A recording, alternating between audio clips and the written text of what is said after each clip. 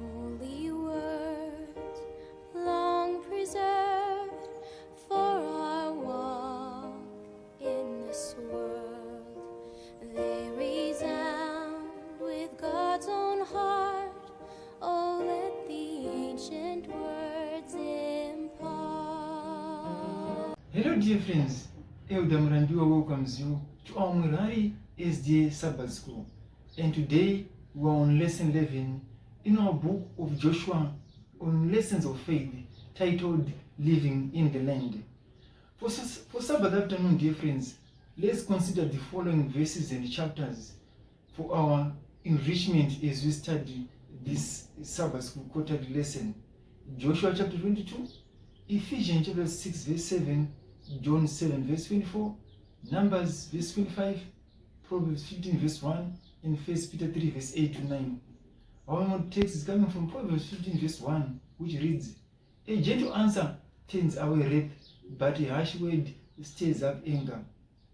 Living in a community can at times lead to disputes and tension. This is especially true in a community such as the church, where people from different backgrounds and social strata, and sometimes brought up in a completely different culture, live and work together for a common purpose. So this week, we are going to study Joshua 22 and a challenge that arose from a great misunderstanding among the people. At the beginning of the book, Joshua commanded some tribes to cross the Jordan and participate in the conquest along with the tribes on the west side of the Jordan. See Joshua chapter 1 from verse 12 to 18. Now the task is accomplished, they are free to return. However, at the east side of the Jordan, they built an altar that raises concern among the West Jordan tribes. Why is it dangerous to jump to a rash conclusion about the behavior of others? How can we foster unity in the church? Why is it important to keep in mind the larger scope of our calling and not get caught up in distractions? These are some of the questions we are going to deal with this week. So for this week's study this lesson so that we prepare for Sabbath 13 December. So let's move on to Sunday with subtopic commitment. So let's read Joshua chapter 22 from verse 1 to 8 and answer the following question. What do these verses tell us about the commitment of the Reubenites, the Gadites, and the half-tribe of Manasseh? Joshua affirms that the tribes from the other side of the Jordan have fully satisfied the obligations set out by Moses and himself, which meant a significant dedication to and sacrifice on behalf of Israel's common cause. They fought alongside their brothers for many days, which in reality meant about 6 to 7 years. We can compare this with Joshua chapter 11 verse 18, Joshua chapter 14 verse 10, and Deuteronomy chapter 2 verse 14. Their wives and children were left at home on the east side of Jordan, yet they decided to fight loyally along with their brothers, facing the threat of injury and death in war. These verses indirectly underline the importance of the unity of the nation and that of the land. They also prepared the way for the ensuing story, which is ultimately about unity. Will the Israelite tribes stay united despite the strong natural border that the Jordan forms between them? Would they allow geography to set its mark on their national identity? Or would they let their common worship of the only God keep them as his chosen nation, united and strong under his theocratic guidance? Joshua explains the only way that such fidelity has been possible. They did not save their fellow Israelites, but Yahweh himself, who charged them with their mission. So we find this same principle in the New Testament. The Apostle Paul admonished Christians to render their service as if they were working for God and not only for human beings. See Ephesians chapter 6 verse 7, Colossians chapter 3 verse 21, and 1 Thessalonians chapter 2 verse 4. So let us digest this question. What higher calling is there than working for ultimately the creator of the cosmos? In everyday life, We often face challenges and difficulties that can easily discourage us and make us want to give up the fight. That's easy at times to do. Yet we can call upon the power of the Lord, who promises to be with us and enables us to do what He asks of us. If we keep our high calling before us, we can be motivated to press on ahead despite the inevitable challenges and discouragements that are part of our fallen existence here. Joshua chapter 22, verse 5 to 6 reports that Joshua appealed to the departing tribes to remain faithful to the Lord, and then he blessed them. How would our relationship in the church be transformed if we prayed for each other more than we do? A solemn question, isn't it, my dear friends? So let's move on to Monday with the subtopic accusations.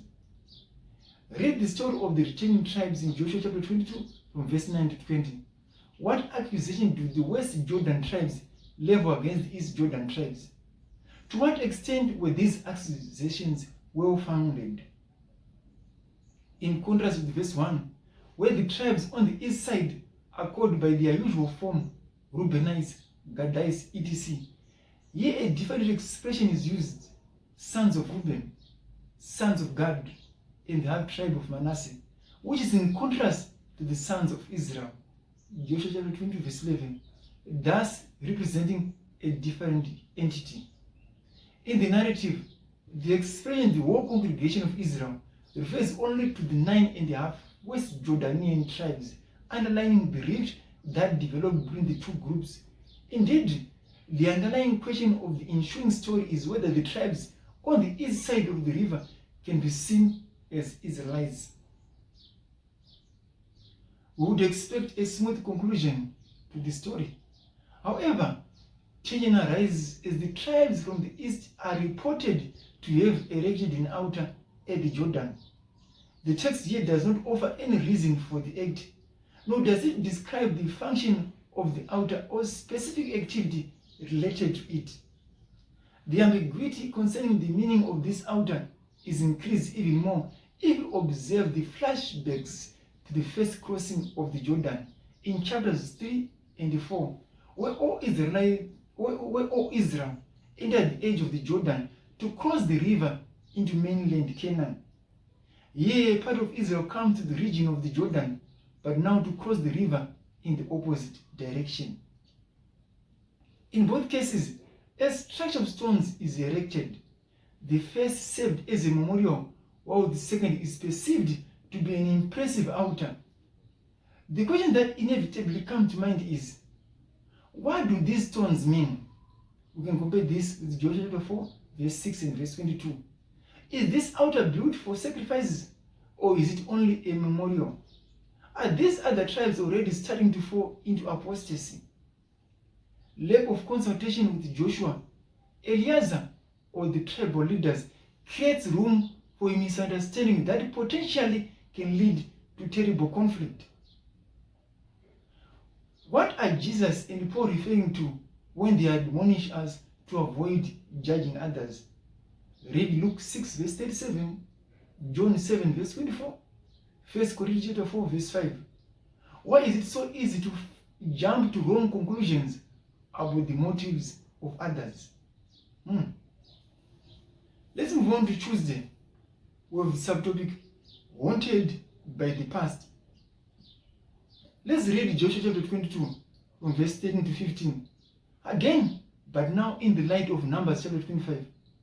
Why do the Israelites choose Phinehas as the head of the delegation to the 2.5 tribes? Before giving full credit to the rumors of what might be perceived as a declaration of independence, the 9.5 tribes, labeled twice as the sons of Israel, sent a delegation to clarify the intent and the meaning of the altar. The delegation consisted of Phinehas, the son of Eleazar the high priest, who would succeed Eleazar after his death, Joshua chapter 24 verse 33. Phinehas already has gained some visibility as the priest who put an end to the debauchery of Israel at Baal Peor. See Numbers chapter 25. Now when Phinehas, the son of Eleazar, the son of Aaron, the priest, saw it, he rose from among the congregation and took a javelin in his hand. And he went after the men of Israel into the tent and thrust both of them through the men of Israel and the woman through her body. So the plague was stopped among the children of Israel. Numbers chapter 25, from verse 7 to 8. Phinehas surely had some influence. The other emissaries were representatives of the 9.5 tribes west of the Jordan, each being the head of a tribal family, literally head of his father's house, within the clans of Israel. The delegation opens the indictment of sacrilege and rebellion with the official prophetic formula, thus says. The distinction here is that it is not the Lord speaking, but the whole congregation of the Lord. Joshua chapter 22, verse 16. They launched the accusation that Israel committed trespass, treachery, and rebellion. The term trespass is the same Hebrew word that was used to describe Achan's sin. Joshua chapter 7, verse 1. It appears several times in the first 5 books of Moses. For example, Leviticus 5, verse 15, Leviticus 6, verse 2, Numbers 5, verse 6 and verse 12. The examples of Achan and Baal-peor serve as precedents, one for treachery and the other for rebellion.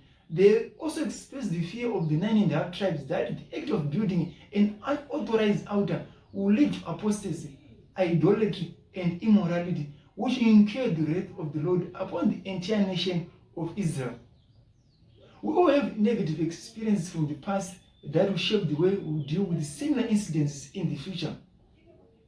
How can God's grace help ensure that the tragedies of our past do not determine the way we treat our neighbors in the present? Let's move on to Wednesday. With the subtopic, a gentle answer. Let's read Joshua chapter 22 from verse 21 to 21. In the light of Proverbs chapter 15 verse 1, what can we learn from the answer of the eastern tribes? The answer of the accused, as straightforward and powerful as the accusation, constitutes both thematically and structurally the heart of the chapter.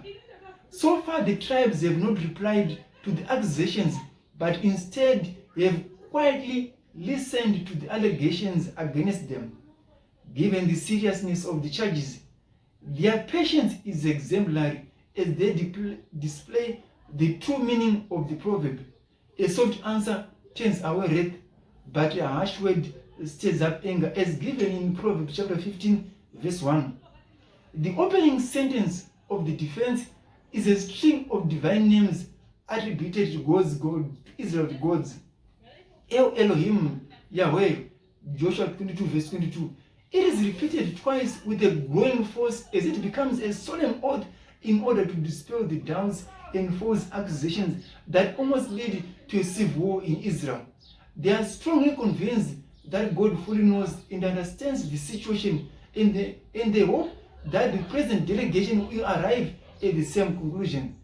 The 2.5 tribes also recognize their accountability before the Lord by calling him to take vengeance.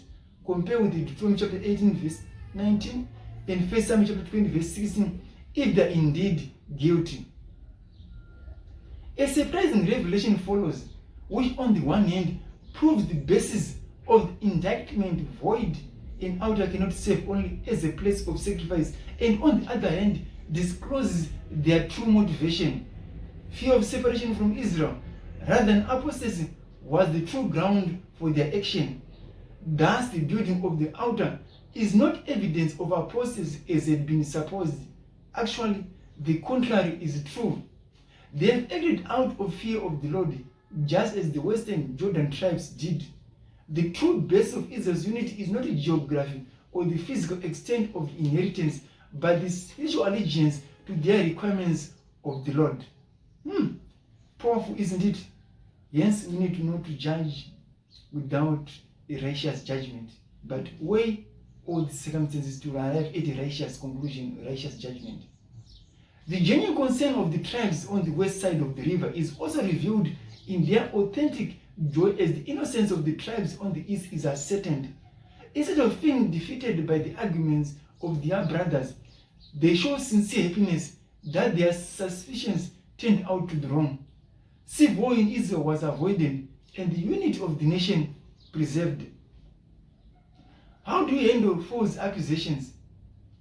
Share some of the principles that guide your attitude in the class, wherever you are, as you digest this lesson.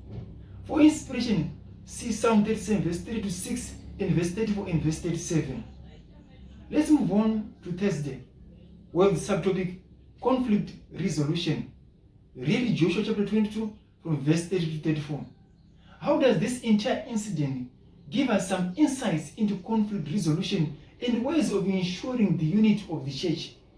Compare with Psalm 133, John 17 verse 20 to 23, and 1 Peter 3 verse 8 to 9. The story of Joshua 22 has several principles of communication that can apply to everyday human relationship in the family, church, and community. When things go wrong or seem to go wrong, the best thing to do is to communicate instead of suppressing our observations until they explode. It is good for God's people not to remain indifferent when problems seem to arise. Of course, yet the Transjordanian tribes communicated their intent of building the altar, the whole issue could have been avoided. So communication is very vital in whatever we do. Even if one is convinced about their judgment, do not jump to hasty conclusions. The West Jordan tribes were quick to believe the rumor that reached their ears to draw the false conclusion that the East Jordan tribes already had apostatized. Talk about the real or perceived problems before you act on your conclusions. Be willing to make a sacrifice in order to achieve unity. The West Jordanian tribes were willing to give up part of their allotment to accommodate the other tribes. It being on the other side of the Jordan was the cause of their assumed apostasy. When accused, falsely or rightly, give a gentle answer that turns away wrath. To answer an accusation with a counter-accusation will never lead to peace. Try to understand before attempting to be understood. Rejoice and bless God when peace is re-established. It is wonderful to see that the main Israelite congregation experienced genuine joy when they learned about the true motivation of the 2.5 tribes. They were not so proud of their judgment that they could not admit they were wrong in making it. Had the East Jordan tribes apostatized, the people of Israel would have applied the requirements of the covenant. Unity can never be an argument to water down truth or give up on biblical principles. However, church discipline should always be the last and not the first resort after attempts at reconciliation and pastoral and elder assistance based on God's word. This is the Bible, and the spiritual prophecy have failed. How different would our churches look if these simple principles were consistently applied? So, dear friends, as we conclude our lesson, I encourage you for further thought into this powerful lesson to read the books of Ellen G. White in the Division of Canaan in Patterson Prophets, page 517 to 520. Ellen White says, while it is important on the one hand that laxness in dealing with sin be avoided, it is equally important on the other to shun harsh judgment and groundless suspicion. The wisdom displayed by the Reubenites and their companions is worthy of imitation. While honestly seeking to promote the cause of true religion, they were misjudged and severely censured. Yet they manifested no resentment. They listened with courtesy and patience to the charges of their brethren before attempting to make their defense, and then fully explained their motives and showed their innocence. Thus, the difficulty which had threatened such serious consequences was amicably settled. Even under false accusations, those who were in the right can afford to be calm and considerate. God is acquainted with all that is misunderstood and misinterpreted by men, and we can safely leave our case in his hands. He will as surely vindicate the cause of those who put their trust in him, as he searched out the guilt of Achan. Those actuated by the Spirit of Christ, who possess that charity which suffers long and is kind. It is the will of God that union and brotherly love should exist among his people. The prayer of Christ just before his crucifixion was that his disciples might be one as he is one with the Father, that the world might believe that God had sent him. This most touching and wonderful prayer reaches down the ages, even to our day, for his words were, "Neither pray I for these alone, but for them also which shall believe on me through their word." John 17, verse 20. While we are not to sacrifice one principle of truth, it should be our constant aim to reach this state of unity. Ellen G. White, Prophets and Prophets, page 519 to page 520. So, dear friends, let's ponder upon these discussing questions to enrich the discussion of our questions. The first discussing question says, how can the admonition of Paul to count others more significant than ourselves or than yourselves in Philippians chapter 2 verse 3 help us to avoid surmising evil about our brothers and sisters? Discussion question number 2, why do we often overreact to a situation because of our past failures or mistakes? How can we avoid this tendency? Discuss the significance of listening to the viewpoints of others. How can we develop a culture of listening in our church? Compare with James chapter 1, verse 19. We live in a society in which the requirements of our professional life, family responsibilities, church-related commitments, and other duties can seem overwhelming. How can the principle of doing everything as to the Lord not only make us more responsible, but also bring us peace of mind? Thank you so much, dear friends. As we ponder upon these discussion questions, may they enrich us and may they make lively our powerful lesson that we're having. May God bless you, my dear friends. And it is my prayer that the Lord's face shine upon you. Remember, view, like, and share, and subscribe to our YouTube channel and all our social media handles.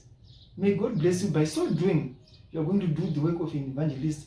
You are going to increase the algorithm for the reach of our presentations, that many people might be reached, and then the end might come, and you are going to hasten the second coming of our Lord, because many people are going to be reached, and you are going to do a mighty work of an evangelist. May God bless you, dear friends.